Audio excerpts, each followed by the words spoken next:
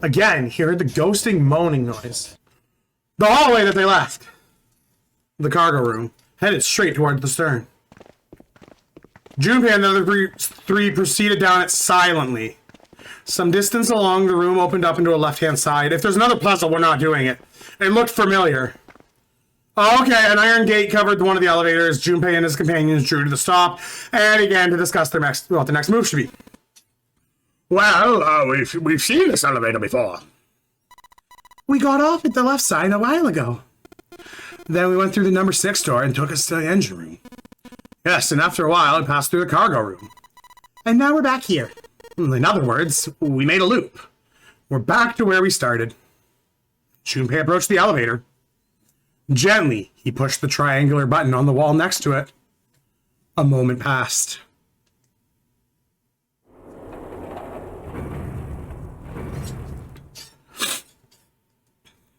The elevator door opened.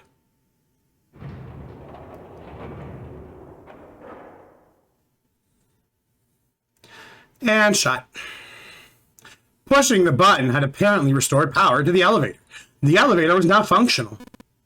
Well, what do we do? Should we return to C deck? No, this hallway keeps going. Even if we end up going back, I think we should see what's down there first. I agree. Let's go.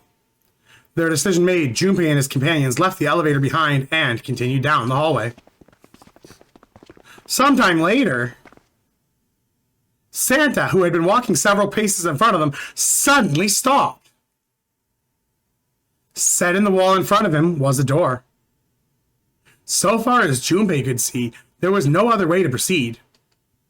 It was a door or nothing else. All right, let's open it. Junpei took a deep breath, and readied himself and grabbed the doorknob, pulling the door open. Pushing the door open, I guess. He paused for a moment, then stepped through into the new room. We ought to save here right now. We're not solving that damn Pushmaster again. Ever. Ever!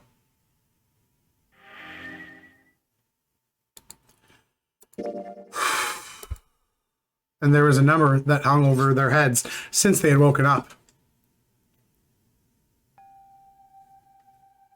9. Like the numbers on every other door, this one too was the rough shape made of red paint. The door was set into the back of the room. Junpei leapt toward it with a sudden burst of hopeful energy. It was a large double door, heavy and full of solemn importance. He grabbed a hold of the door handle and shook. Nothing. But he hadn't expected to be able to open it. The red set into the wall next to the door. Its screen read vacant. Finally, they'd found it. Junpei felt himself overwhelmed by a torrent of emotion. At last, they found the exit, but cold gripped his heart, as he knew all too well why. As he stood, frozen, unsure what to think or feel. Jumpy! Look! Behind you! He spun around and couldn't believe what he saw. It was a door with the number 9 written across it. Was there a second door? Why?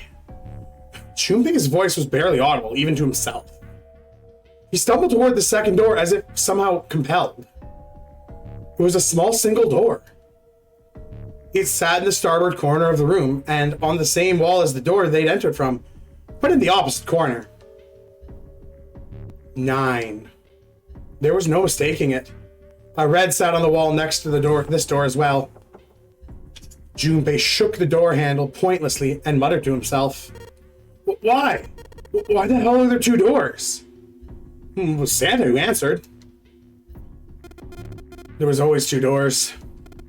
Just think about it. Zero never said there's only 1 door with a 9 on it.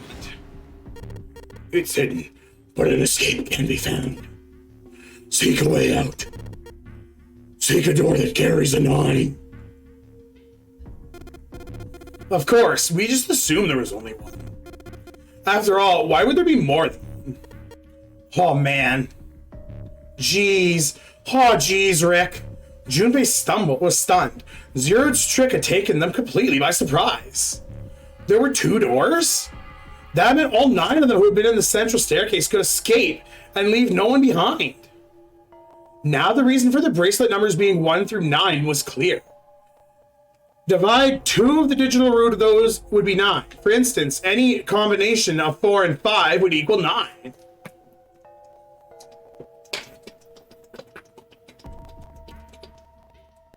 It's not any, but it's most of them, actually. It's like 1, 2, 3, 4.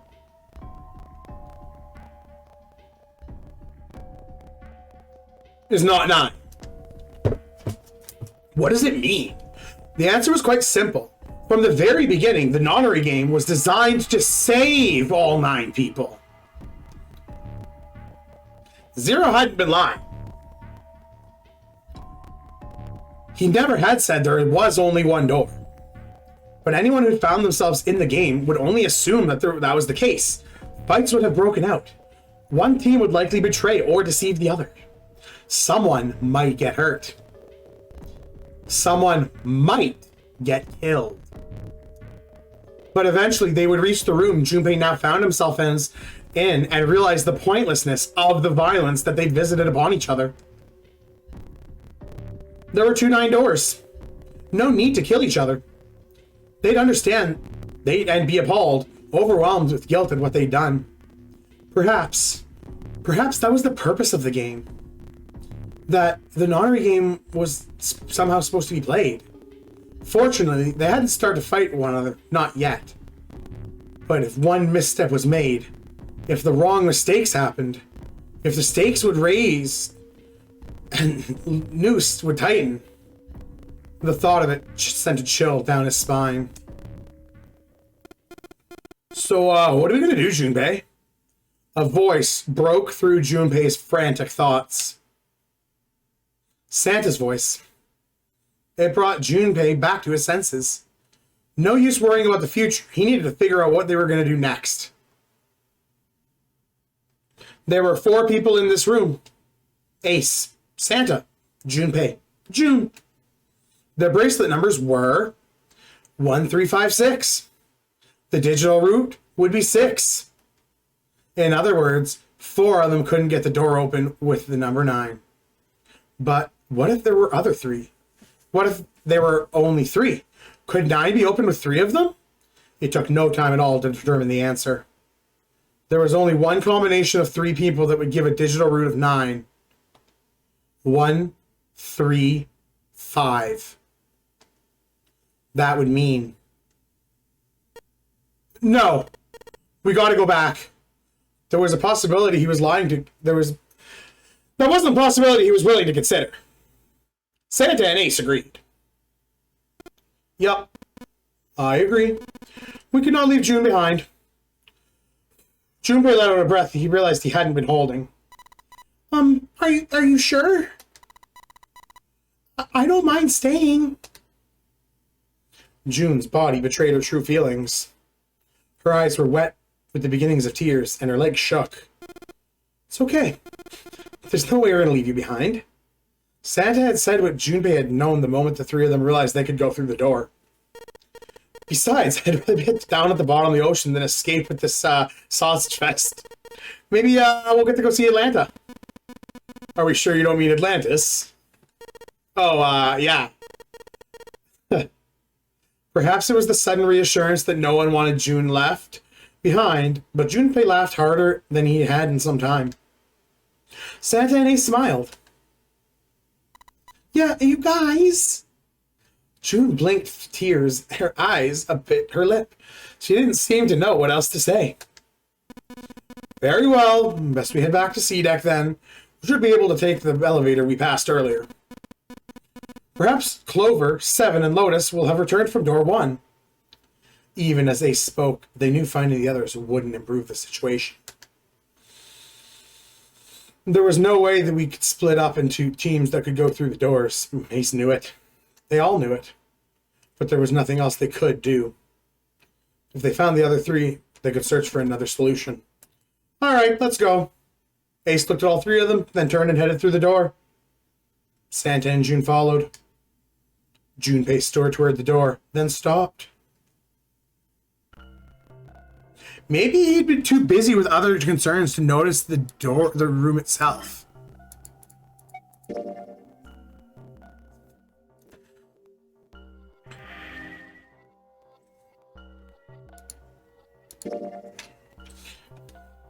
It didn't seem terribly important now, but what exactly was it? Junpei looked around the room for the first time, noticing some things that weren't doors with 9s on them. A red carpet ran between 2 columns of wooden benches that ran the length of the room.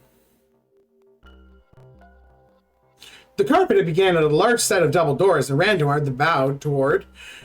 Well, Junpei wasn't sure. Was it an altar, perhaps?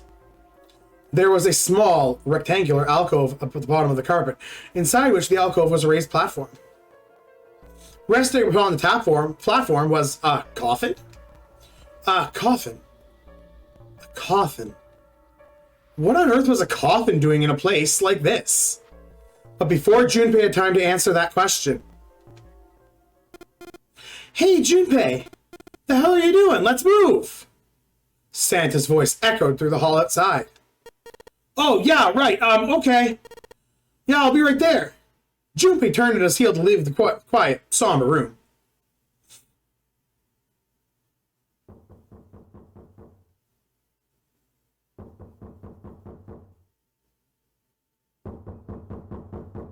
There's someone inside. Or something.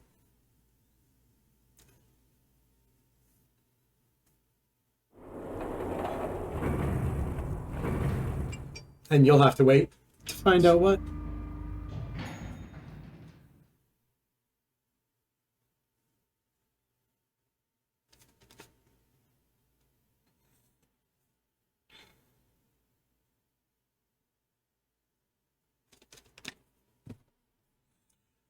The elevator took them back to C-Deck. Once there, they headed back toward the main hall and the central staircase. It didn't take that long. It didn't take them long. Junpei found Seven and Lotus waiting for them. They didn't look happy. Duh, we've got a problem! Clover is gone! Junpei and his 3 companions looked at one another. He turned back to Seven and Lotus. What do you mean, gone? Santa, Ace, and June all had their own questions to ask. When? Why? You 2 went into door 1 with Clover, didn't you? Seven and Lotus responded the best they could. Yeah, we went through the door. But Clover barely spoke to us. She just went and did her own thing. There were 4 rooms on the other side of door 1. She wouldn't let us into the 4th room. She just said, I'll take care of this one. And shut the door. She must have blocked it with something on the other side. We waited for a while, but Clover didn't come out.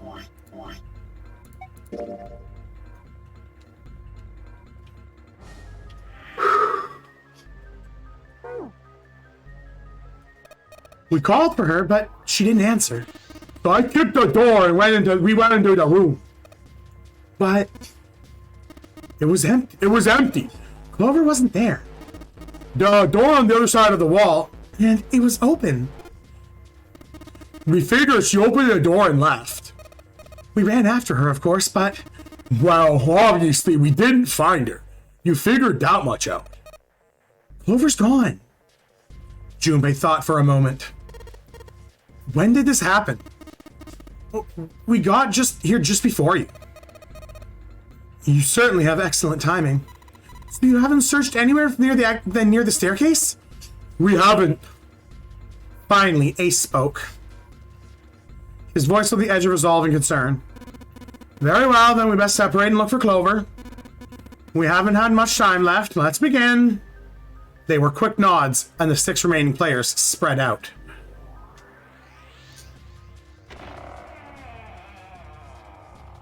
Junpei and June ran into the central hospital room and looked around.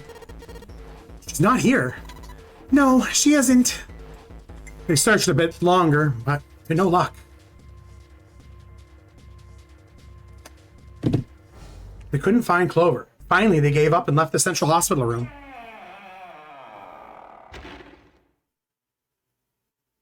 Slowly, they made their way back to the hallway. At last, they reached the stairs, and Junpei spoke. I'm right. I'm thinking we should probably split up. I'll head back to the stairs and take the elevator down to E deck. You should take these stairs up to B deck. All right. That sounds good, but, What? Could you stop calling me by that code name when we're alone? Huh? Oh, sure, right. I'll do that. There was a reason Junpei persisted in calling her June, even when they were alone. Although perhaps not the best reason, he was embarrassed to call her by the nickname they used when they were children. Connie. 9 years ago, it came naturally after all. They were children. But now, they were adults. It felt strange. Regardless of what he might hope for a woman, he wasn't... Regardless of what he might hope for to call a woman he wasn't dating by such a childless nickname felt odd. Of course, to call her Miss Kurashiki would have been more awkward, and simply Kurashiki might be a little brusque. Although he couldn't put his finger on it, it felt her somewhat forward to call her Akane when they hadn't seen one another for so long. In short, it was simply easier for him to call her June and leave it at that. Alright, I'm going then. Yeah, be careful, Connie. June, or perhaps more appropriately Connie, blushed and smiled. You be careful too, Jumpy. Yeah, got it. Take care. Junpei looked after her a moment, and she ran up the stairs and turned around, took off the hallway.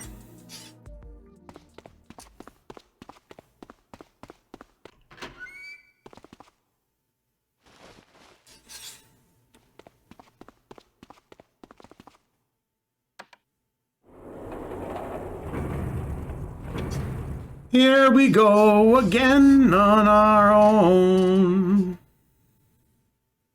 Tragedy always strikes when one least expects it. But to wait for a man to stand before him, strike him down, seems almost crueler than dealing with a fatal blow while he lies on the ground. A light in a dark place. June's smile had given him hope, both for escape and possibly for something else. It was that hope that raised his spirits just enough that they might soon fully be dashed. He opened the elevator door, and there she was. A woman sat slouched against the wall. Lotus. Junpei felt his blood turned to ice. Her body was limp, and her skin smooth, pale as always. Was covered in bright red blood. Junpei felt his chest constrict. Couldn't breathe. His legs began to shake. A slow, cold drop of sweat trickled down his back. He felt his stomach somersault. Junpei's mind went black. All his thoughts replaced with endless, hissing white. Driven by little more than instinct, he began to walk towards Lotus slowly. Each slow movement of his stiff limbs brought him closer to the corpse. Finally, he stood next to her. Robotically, he bent down and put his hand against her neck. There was no pulse. No rise and fall of breathing. She was slightly warm. Something, somewhere in Junpei's mind, shaken mind, told him that meant she must have been killed recently. Yes, Junpei thought, his mind slowly returning. She had been killed. Someone had killed her. There was a deep cut in the left side of her chest. Blood still oozing from it, although clearly her heart had stopped beating some time ago. The weapon had been a knife then? Perhaps she'd been stabbed in the heart once? She would have died immediately. He took little comfort from knowing she must have suffered very little. Only then did Junpei notice. Lotus's bracelet was gone. Lastly, let us discuss how to remove the bracelets. There are only two ways to do so. 1. You escape from this ship. 2. Your heart rate reaches 0. In other words, once the bracelet is taken outside the confines of the ship or detects its rare heartbeat has fallen to 0, it will shut down. Was that the killer Was that why the killer had ended Lotus's life? So they might have needed the number 8 bracelet. If that was true, the killer was whoever wanted number 8 bracelet. Or perhaps more accurately, the person who would gain the most by obtaining bracelet number 8. Who is that? Who would benefit the most from the number 8 bracelet?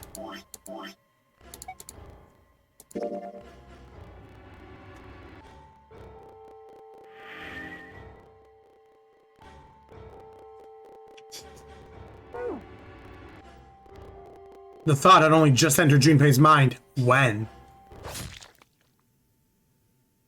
he heard a noise.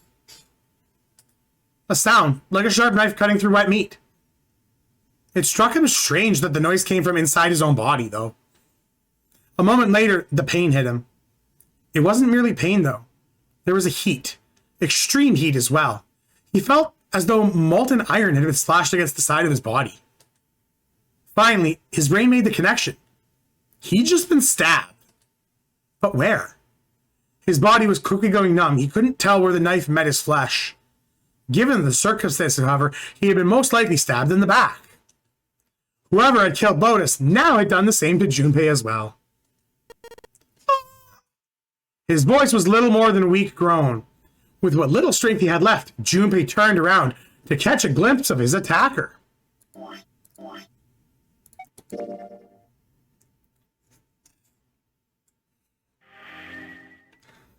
Are you ready to see who our attacker is?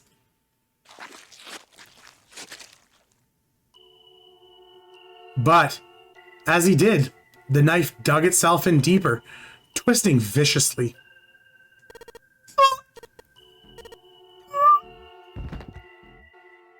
He collapsed to the floor, a puppet with its strings cut. His arms and legs, where they fell, oddly twisted, awkwardly positioned. Junpei's body was entirely numb. He could feel the blood leaking out of him, but nothing would move. Nothing, save his eyes. As he lay on the floor, his life ebbing away, Junpei finally saw his attacker. 2 tiny images of the killer reflected in his eyes. With the recognition came nothing. He felt no emotions, no anger, not sadness, no regret. The paralysis that claimed his body had reached his mind. His killer glanced down at his body.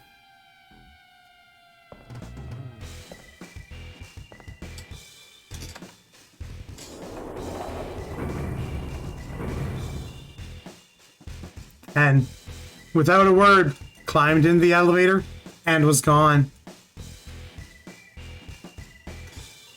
His eyesight began to fade, and the world grew blurry and began to dissolve into an empty, white fog. The fog crept into the edges of his mind and worked inexorably inward. Soon as it swallowed the last that remained of Junpei's mind and his consciousness left him, there was nothing more. Into utter emptiness he fell. Into zero. Whatever Junpei had been gone. Bad end.